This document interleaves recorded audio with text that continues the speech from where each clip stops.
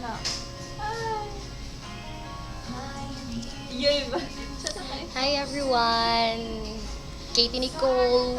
Katie Nicole, 143. Follow me on Twitter. Katie Nicole, 143. Yes, this is me. Pamaking ko lang ang show.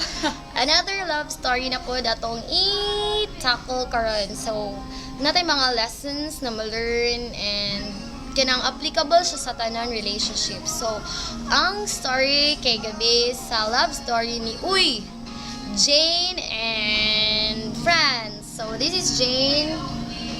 Yang boyfriend kay natulog na daw silang balay. So, mo to siya. Kanang ilang relationship kay almost 2 years na sila. So, 21 months, right? Yeah, 21 months. So, imagine, naabot na sa lagi nga na nga stage. And kanang 21 months, dili na siya sayon abton. Disod na kay ng 4 months, di ba? Kasagara relationship ka na sa mga batanon. Mubo, rabi kay 3 months, 4 months, bulag na. Mo na siya din. Achievement na kay na siya sa ingani nga stage sa mga kabatanunan. So, di ba? Wow, bangga. So, in 21 months, ilang mga kaagi, nag-agi ka po sila ng mga hardships, mga breakups. So, they went through breakup. Yes, nagbulag sila, lights. Mga kajut lang. 1 month. 1 month. Oh my God, Carrie. Dili. Diba? Carrie, oy. Kuha na to. Ang relationship manggod kay kailangan siya o kanang space. O 1 month. Space. Ano lang space.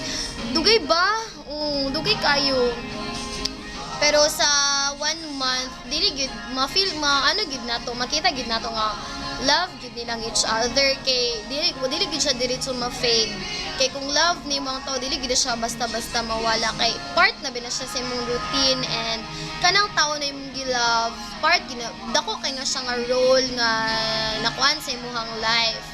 So, sa ilang break up, 1 month, pag-una-una, usa man, makigbalik ko, love ba na ko siya, ingana. So, makita na to nga, ang love is forgiving.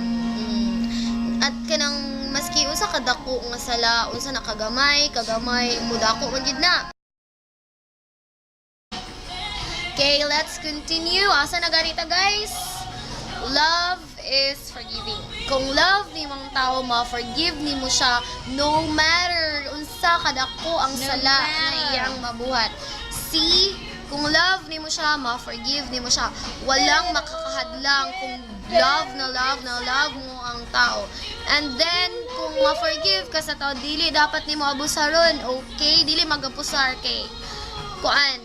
Sakto na nang ma-forgive ka once and never na ayaw no truhang imuhang gibuhat nga kan kay kabalo ka nga nakasakit na ka sa tao imo pa lugar buhaton again ganahan lugar ka nga masakitan nimo imong loved one di ba dili.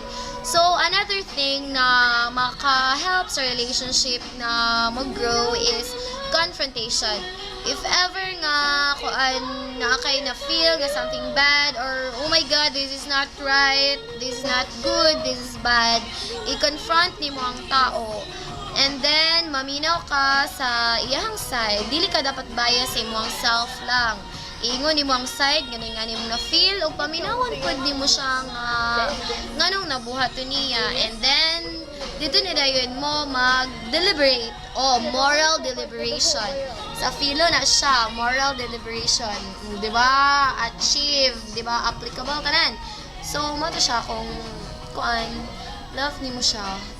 Mo to siya. Asa na gani ko, i-confront ni mo, i-forgive ni mo, and buhaton ni mo tanan ang makahappy para sa iya. And kung love ni mo po ng tao is willing ka mo change sa imong bad habit, personality, attitude para lang para sa inyong relationship. Kay ang relationship sa inyo man ang duha, not for you, not for your own benefit, but sa both of you, inyong duha, di ba? So mo to siya. That's all. Thank you. Bye for now.